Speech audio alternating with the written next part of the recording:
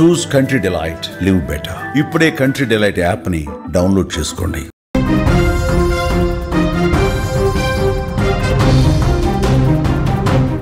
బెంగళూరులో ఉగ్రదాడుల ముప్పు తప్పినట్లుగా breaking news లో చూస్తున్నాం. ఎన్ఐఏ అదుపులో 3 ఉగ్రవాదులు ఉన్నట్లుగా తెలుస్తోంది.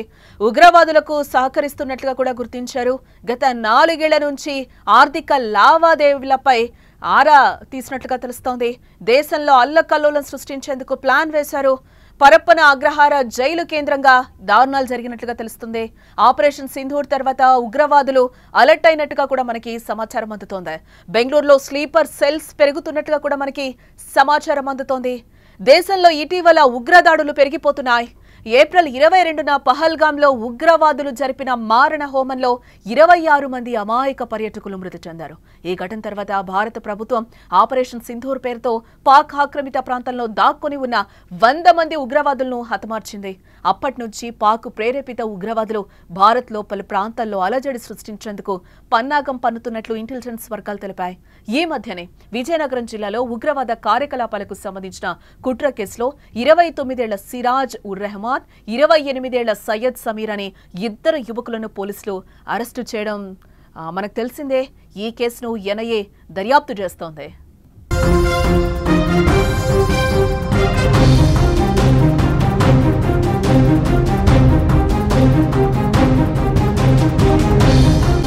పాక్ ప్రేరేపిత ఉగ్రవాదులు భారత్లో అలజడి సృష్టించేందుకు కుట్ర పన్నుతున్నట్లు ఇంటెలిజెన్స్ వర్గాలు తెలుపుతున్నాయి. కరుడగట్టిన ఉగ్రవాదులు కళ్ల ముందే తిరుగుతూ మనతో మాట్లాడుతూ మట్టుబెడుతున్నారు. తాజాగా బెంగళూరులో మరో భారీ ఉగ్ర కుట్రను భగ్నం చేశారు పోలీసులు. బెంగళూరు పరప్పన అగ్రహార జైల్లో పనిచేస్తున్న డాక్టర్ నాగరాజు, ఏఎస్ఐ చాంద్ పాషా, ఫాతిమా అనే మహిళను ఎన్ఐఏ అదుపులోకి తీసుకుని ప్రశ్నిస్తున్నారు. వీరు కొంతకాలంగా ఉగ్రవాదులకు సహాయ సహకారాలు అందిస్తున్నట్లుగా తెలుస్తోంది. కోలార్లో మరో వ్యక్తిని కూడా అదుపులోకి తీసుకున్నట్లుగా వార్తలైతే వస్తున్నాయి. ఈ 3 బ్యాంక్ ఖాతాలను ప్రెజెంట్ అయితే సీజ్ చేసి పరిశీలిస్తున్నట్లుగా మనకు తెలుస్తోంది. అంతేకాదు ఈ 3 గత 4 ఏళ్లలో జరిపిన ఆర్థిక లావాదేవీలను ప్రెజెంట్ అధికారులు పరిశీలిస్తున్నట్లుగా మనకి సమాచారం అందుతోంది. ఉగ్రవాద కేసుల్లో జీవిత ఖైదు అనుభవిస్తున్న నజీర్తో పాటు మరికొంతమంది జైలు ఖైదీల కోసం డాక్టర్ నాగరాజు మొబైల్ ఫోన్లను అక్రమంగా రవాణా చేస్తున్నట్లుగా తెలుస్తోంది. ఇందుకోసం నాగరాజుకు పవిత్ర అనే మహిళ సహాయం చేస్తోందని ఎన్ఐఏ అధికారులు తెలిపారు. ఆరోగ్య మరియు కుటుంబ సంక్షేమ శాఖ ద్వారా జైళ్లకు మానసిక వైద్యులను డిప్యుటేషన్ పై పంపుతారు. మానసిక ఆరోగ్య సమస్యలు ఉన్న ఖైదీలను పర్యవేక్షించడానికి, వారి సంరక్షణ కోసం బెంగళూరు సెంట్రల్ జైల్లో డాక్టర్ నాగరాజు నియమించారు.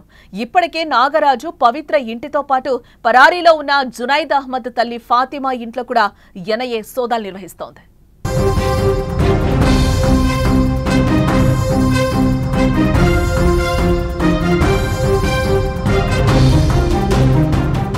జూలై 2023లో ఆయుధాలు, మందుగుండు సామగ్రి, పేలుడు పదార్థాలు, 2 వాకీటాకీలు సహా డిజిటల్ పరికరాలతో బెంగళూరులో ఉగ్రవాద కార్యకలాపాలు ప్రారంభించడానికి పన్నాగం పన్నిన కేసులో జునైద్తో సహా 9 మంది నిందితులపై ఎన్ఐఏ ఇప్పటికే ఛార్జిషీట్ దాఖలు చేసింది.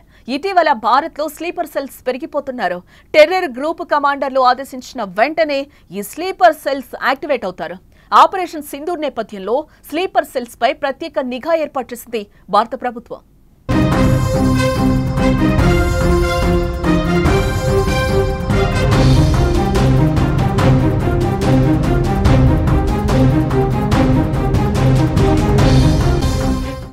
దేశంలో ఇటీవల ఉగ్రదాడులు పెరిగిపోతున్నాయి. ఏప్రిల్ 22న పహల్గాంలో ఉగ్రవాదులు జరిపిన మారణ హోమంలో 26 మంది అమాయక పర్యాటకులు మృతి చెందారు. ఈ ఘటన తర్వాత భారత ప్రభుత్వం ఆపరేషన్ సింధూర్ పేరుతో పాక్ ఆక్రమిత ప్రాంతంలో దాక్కుని ఉన్న 100 మంది ఉగ్రవాదులను హతమార్చిన విషయం మనకు తెలిసిందే. అప్పటి నుంచి పాక్ ప్రేరేపిత ఉగ్రవాదులు భారత్లో పలు ప్రాంతాల్లో అలజడి సృష్టించేందుకు పన్నాగం పన్నుతున్నట్లు ఇంటెలిజెన్స్ వర్గాలు తెలిపాయి. ఈ మధ్యనే విజయనగరం జిల్లాలో ఉగ్రవాద కార్యకలాపాలకు సంబంధించిన కుట్ర కేసులో 29 ఏళ్ల సిరాజ్ ఉర్ రెహమాన్, 28 ఏళ్ల సయ్యద్ సమీర్ అనే 2 యువకులను పోలీసులు అరెస్టు చేసిన విషయం కూడా మనకు తెలిసిందే. ఈ కేసును ఎన్ఐఏ దర్యాప్తు చేస్తున్న విషయం కూడా మనకి తెలుసు. పాక్ ప్రేరేపిత ఉగ్రవాదులు భారత్లో అలజడి సృష్టించేందుకు కుట్ర పన్నుతున్నట్లుగా ఇంటెలిజెన్స్ వర్గాలు కూడా అంటున్నాయి. కరుడు కట్టిన ఉగ్రవాదులు కళ్ల ముందే తిరుగుతూ మనతో మాట్లాడుతూ మట్టుబెడుతున్నారు. తాజాగా బెంగళూరులో మరో భారీ ఉగ్ర కుట్రను భగ్నం చేశారు పోలీసులు.